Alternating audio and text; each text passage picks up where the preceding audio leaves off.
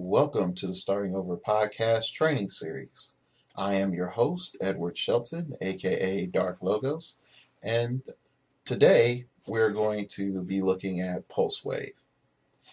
Now, Pulse Wave in the meta as it stands is one of the strongest powers that you can have in negation of your opponent's abilities and also their advantages such as stealth, defense sharing, certain team abilities, etc.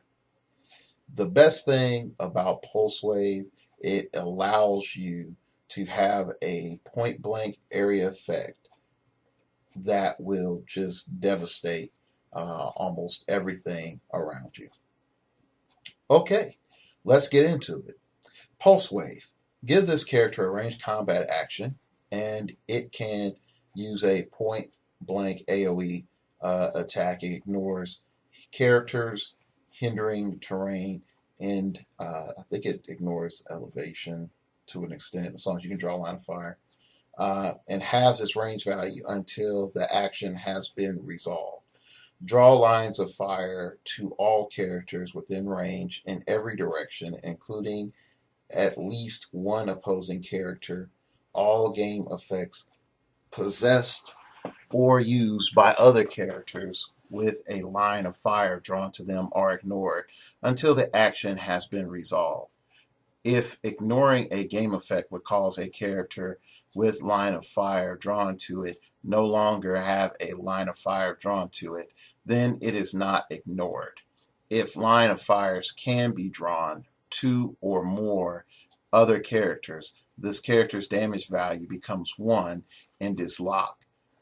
Make a single range combat attack and compare the attack total to the defensive value of all other characters with a line of fire drawn to it. Each character hit is dealt damage. Now, why is this important? Why, you might say, Dark Logos, why are we reading this power? Well, first off, it's very complicated. It probably has one of the longest descriptions of any other power in the game for just its point blank definition. Okay. The next thing about Pulse Wave that is very intricate is that its effects mess with multiple elements. First element that Pulse Wave deals with, it halves your range value. So that wonderful 10 becomes a 5 for it.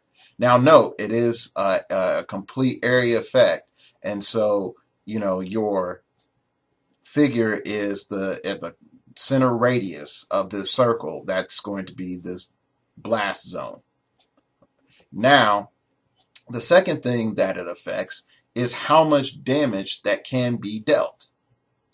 Okay, if there's only one figure that's in range, then it's your full damage.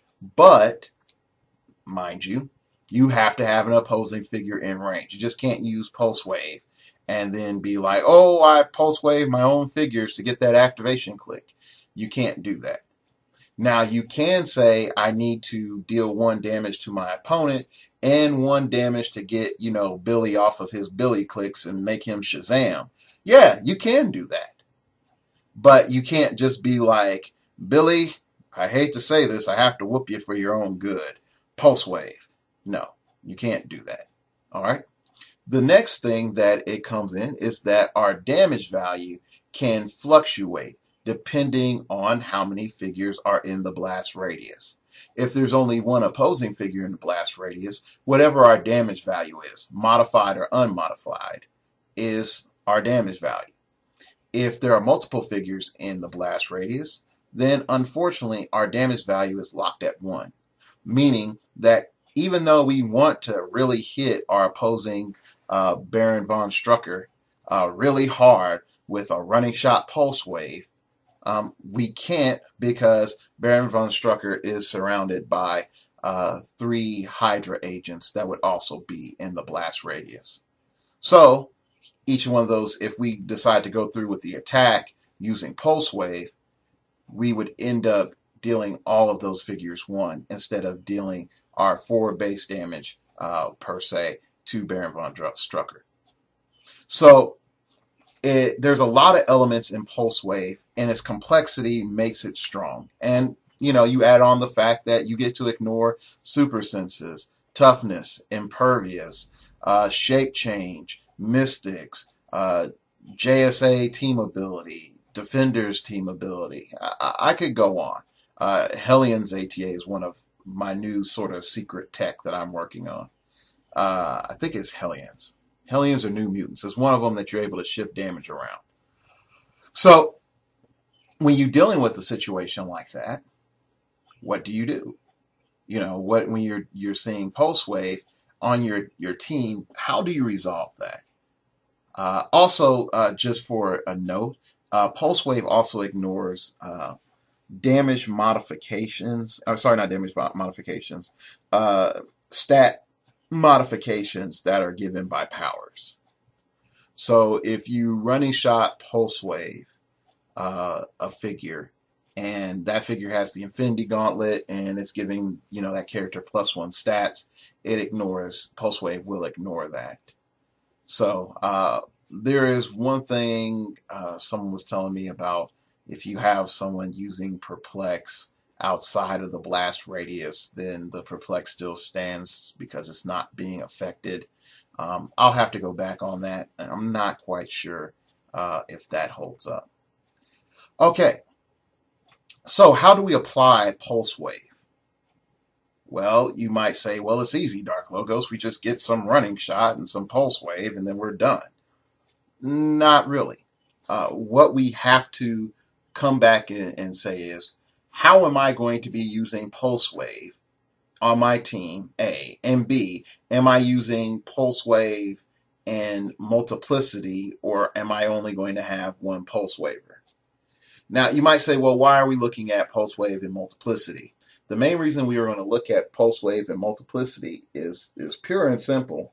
If you have one Pulse Waver does 4 and the other Pulse Waver does 3, and you running shot Pulse Wave, and then running shot Pulse Wave again, that's 7 unavoidable damage.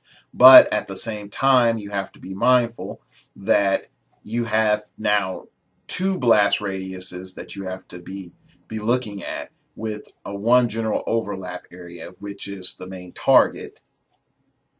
And you also have to sort of keep in mind that there's certain maps and other things that really don't benefit you. So Pulse Wave and Multiplicity can be cool if you're able to control your blast zone, but you most likely need a wide open area to really benefit from Pulse Wave and Multiplicity.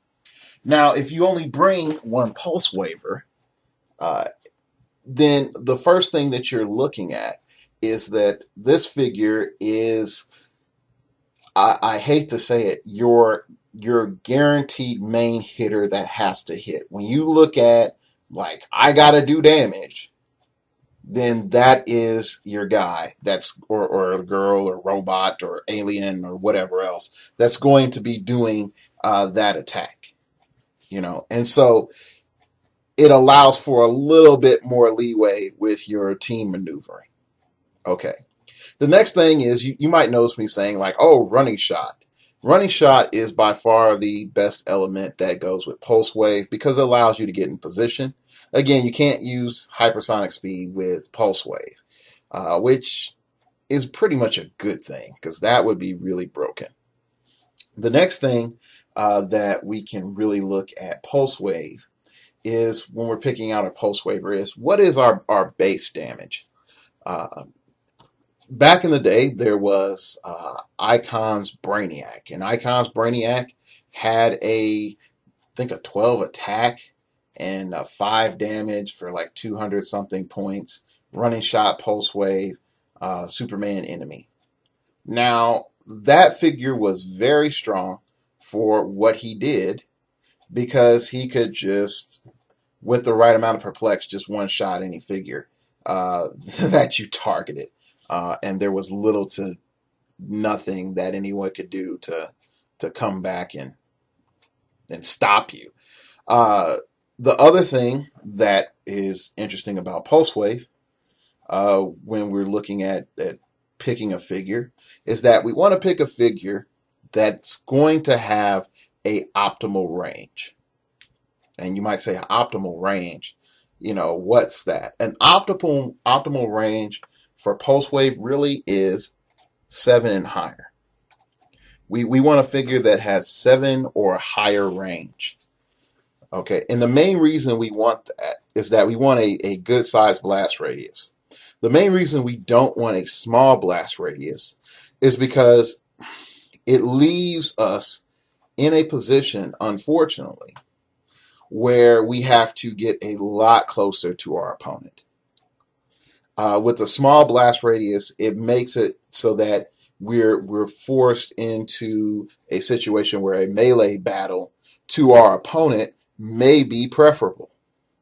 So while we can still do pulse wave consistently, even when based, our opponent can now use close combat expert, or if we knock them on to charge or anything like that, or they would still have charge, then they're within charging distance. In most cases, when you're using pulse wave, figures most of the time are within charging distance.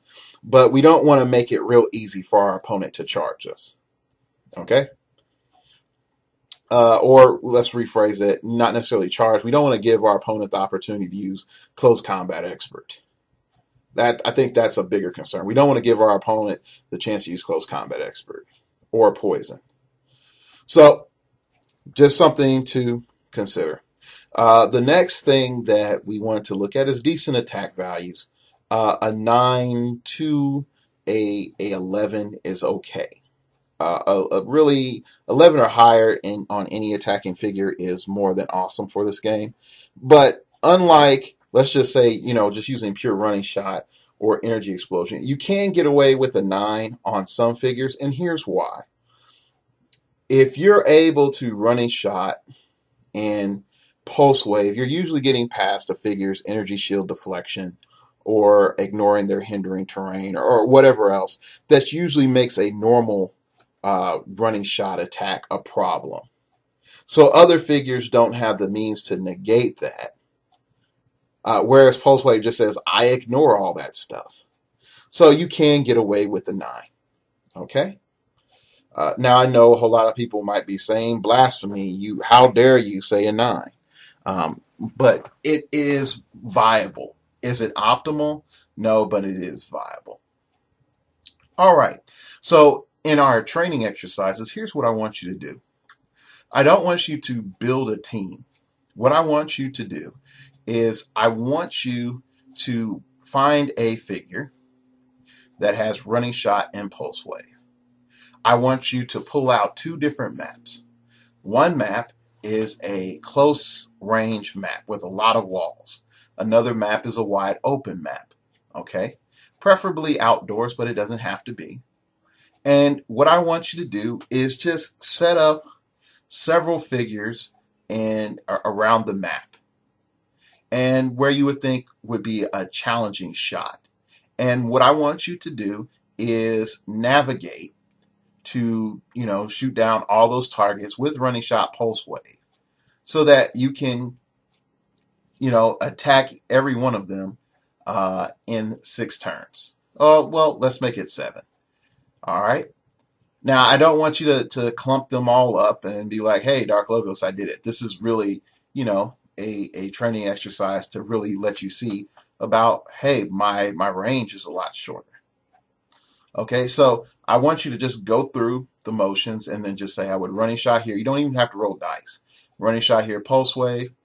Okay, I'm probably going to get retaliated on. What does this exposure mean? Running shot, pulse wave, running shot, pulse wave, running shot, pulse wave.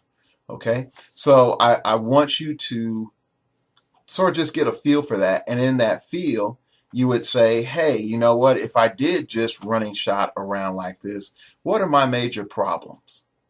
What can I really do? And in your second exercise, what I want you to do is combine either barrier with your running shot pulse waver or telekinesis with your running shot pulse waver. Either way, but do the same exercise and then see what does that allow you to do. Now, the biggest thing with barrier is with barrier, you can put barrier up before you pulse wave to block line of fire to an opposing figure. And by doing that, it allows you to, make it so that you can single target pulse wave one figure. Okay, so try all those things, and then when you get done, come back for the next video.